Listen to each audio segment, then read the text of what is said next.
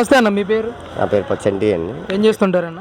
Interior work చేస్తుంటాం. ఏ area అన్న మీది? కృష్ణలంక 22వ డివిజన్. ఎలా కూటమే లేకపోతే జగన్? జగన్ ఎందుకు కూటమే ఉండాలనే కదా మేము కలిసింది. జనసేన సైనికులు ఎందుకు కలిసాం మేము?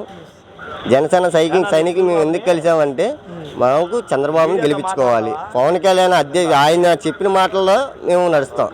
పవన్ కళ్యాణ్ ఏం చెప్తే అదే చేస్తాం మేము, అంతే. అంటే మీకు ఎన్ని స్థానాలు వచ్చే అవకాశం ఉందన్న? కూటమి ఏముందండి మాకు, మేమైతే 140 వస్తాయి అనుకుంటున్నాం. టీడీపీ జనసేన 140 వస్తాయి అనుకుంటున్నాం. అది అంటే కూటమి గెలిస్తే ఎలాంటి న్యాయం చేయగలుగుతారంటారు? చెప్పాం కదా, ఇచ్చాం కదా, మేనిఫెస్టోలు ఇచ్చాం కదా, అయ్యే న్యాయం చేస్తాం. ఇంకేం చేస్తాం? మేనిఫెస్టోలు దేనికి ఇచ్చాం, దానికి కదా, అదే న్యాయం చేస్తాం మేము. ఉంటుందన్న ఇక్కడ మీ ప్రాంతంలో పోటీ దేవినేని అవినాష్ లేకపోతే గద్దె రామ్మోహన్ రావు గారు? ఇప్పుడు కూటమితో టీడీపీ జనసేన పొత్తుతో వచ్చాం కాబట్టి కన్ఫామ్గా టీడీపీ కొడతామని మాకు ఉంది. అంటే ఓట్లు షేర్ అవుతాయన్న అనుకున్న స్థాయిలో? మాకైతే మా ఓటింగ్ మాకుంది. గద్దెని కన్ఫామ్గా గెలిపించుకునే అవకాశం మాకుంది. మేమైతే గెలిపించుకుంటాం గద్దెని. అంటే గతంలో 16,000 ఓట్లు వచ్చినాయి ఆయనకి మెజారిటీ. ఈసారి ఎంత వచ్చే అవకాశం ఉంది? అదే 16 వస్తాయి, ఇంకా ఎక్కువే రావచ్చు. ఇంకా మెజారిటీ ఇంకా ఎక్కువ వచ్చింది కానీ తగ్గదు.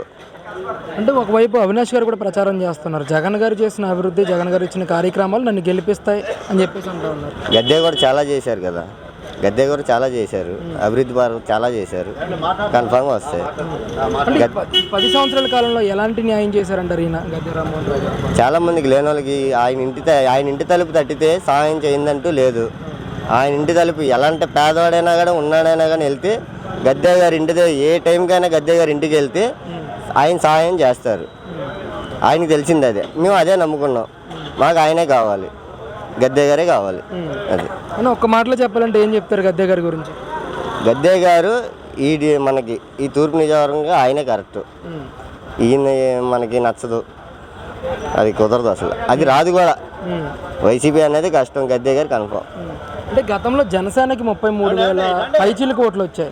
మరి ఈసారి ఆ ఓట్లు ఎంత పర్సంటేజ్ గద్దె గారికి షేర్ అవుతుంది? ఇంకా జనసేన ఓటింగ్ ఇంకా పెరిగిందండి. జనసేన ఓటింగ్ ఇంకా పెరిగింది, టీడీపీ ఓటింగ్ ఇంకా పెరిగింది. ఈయన చేసిన తెలిసింది చూస్తున్నారు కదా, జగన్ చేసిన దానికి ఇంకా ఓటింగ్ పెరిగిద్దే కానీ తగ్గదు. అవినాష్ రావడం కష్టమే, గద్దె గారు కన్ఫామ్. ఆయన చేసిన మంచి పనులు ఏ టైంకైనా కానీ ఆయన ఇంటికి వెళ్తే ఆయన చేసిన సహాయం ఎవరు మర్చిపోరు. ఇక్కడ ఈ తూర్పు నియోజకవర్గంలో ఎవరికి అన్నీ చేశారు. ఇస్త్రీ బళ్ళు, ఇస్త్రీ పెట్లు అన్నీ ఎవరి సహాయం చేస్తూనే ఉన్నాడు ఆయన అన్నీ చేస్తూనే ఉన్నాడు. అది మట్టుకు కన్ఫామ్, గద్దె గారు కన్ఫామ్. ఈ సైడ్ ఏంటంటే టీడీపీ జనసేన పొత్తుతో వస్తున్నాం. మా మేము ఓటింగ్ పోగొట్టుకోం, ఓటింగ్ చేయలేదు. గద్దె గారిని కన్ఫామ్ గెలిపించుకునే అవకాశం అయితే మాకుంది. కొంతమంది నాయకులు కూడా ఆయన విమర్శిస్తూ పార్టీ నుంచి వెళ్ళిపోయిన పరిస్థితి.